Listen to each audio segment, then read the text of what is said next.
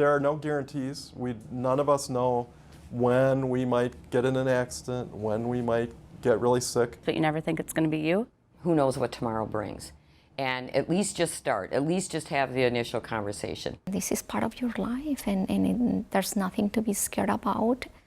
It's more about relieving the burden from those around you. This is going to be the greatest opportunity that you have in a long time to increase the intimacy of that relationship.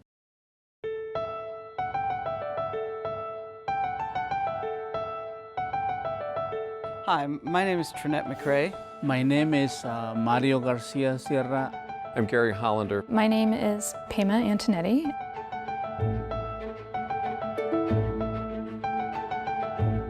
I live in New London. I am from Whitefish Bay, Wisconsin. I live in Appleton.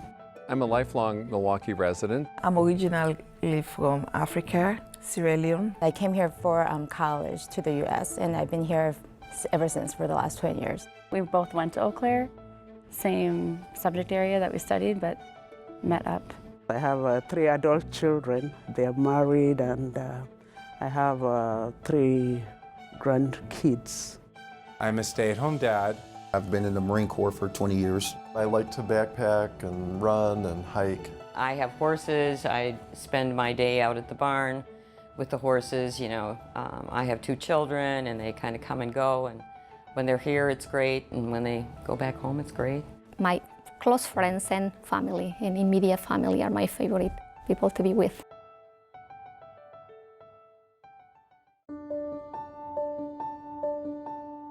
We spend enormous energy planning things like weddings or birthdays or anniversaries. One of the most important things that happens to us in life is we will die, and we don't know when that will happen. Sometimes you're with family members that are still speaking, and you think you know what they want, and people close to them think they know what they want. But then because they're hospitalized, the question is asked, and all of a sudden there's a great deal of confusion as to what they really want. When we don't have those plans made, we leave our families in a position of perhaps having discord when it's a time we should be helping them to be one. I was at school the following day and I got a telephone call that said I had leukemia. And other than that word, it was just very scary. And it just went so fast. Within three or 4 days, I was in a coma. I remember sitting in the basement of the hospital with my parents and screaming like a crazy person because it was very emotional and very stressful, saying, I don't know what he wants. I have no idea. When I was in a situation that I couldn't speak for myself, I think I was lucky because I didn't get to the point when there was this specific life or death decision that had to be made for myself at that point. I've had the experience of having my 18-year-old daughter suffer a life-threatening event with respect to her brain, and realizing that she didn't have an advanced care plan and that she was no longer someone I could make decisions for. What if we hadn't done this, and what if we hadn't done that? What if we had waited another 24 hours? And I think by having your advance directive and giving direction, you're taking, hopefully, that guilt away from them. We developed probably 10 or 15 years ago a set of plans that we would both follow should anything happen to us.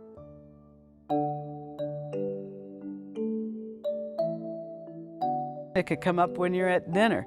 It can come up when you're watching a movie at any time. A conversation like that could be extremely healthy and helpful moving forward in a relationship. It's a time to express love and to say how important for me is to have peace, to be happy, and to let them know what is important in life. It's a great opportunity to get to know each other better. We may sometimes say, are you serious? Is that really what you mean? And they'll explain, yes, that's really what I want.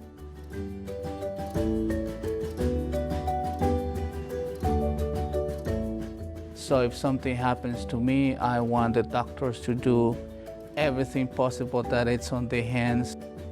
I would want to give both medicine an opportunity, because I believe that even as a person of faith, medicine is and can be very useful tool in God's hand. My family knows that I don't want any heroic measures to be taken if not necessary. I will not be intubated. I will not be resuscitated. Keep me comfortable and say goodbye. I don't like pain that much, so I would say as much pain medication as possible. I would love to have my family around me so I can talk to them, give them some advice. I joke with my wife, I said, if I can't wipe myself, you can let me go. We tend to want that time to be peaceful, virtuous, gentle, happy. I would not want to be a burden on the family, to just have me in a vegetated state. 40 days, the Bible talks about fasting for 40 days. So after 40 days, I would say, let me go ahead and go on to glory, be with my Father in heaven. There is a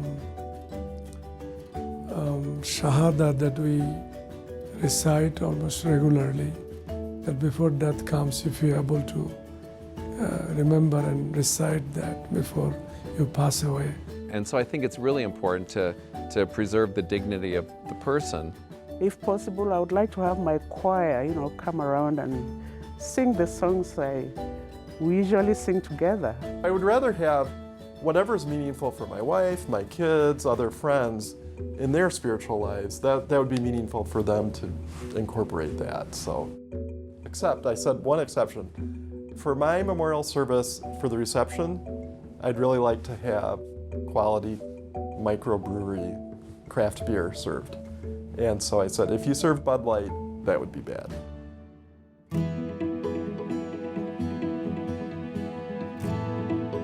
If you have had those conversations, write them down. It's very difficult for them to remember all of those conversations and to remember exactly what you said and whether it was, there were nuances to what you said or not. It flows so much easier when the final wishes are documented, they're in place, and the family is essentially with one accord or on the same sheet of music. It flows a whole lot easier. Last year, I spent 2 weeks taking the bus around Scotland and actually hiking across Scotland. All I could have was a day pack for all my stuff for 2 weeks, and that form was in my day pack.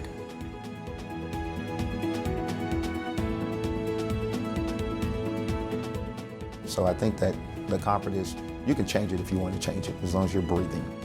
It can be changed. It is a living document, and I think that, probably at least every 10 years or any major, like a marriage or children, it should be reviewed.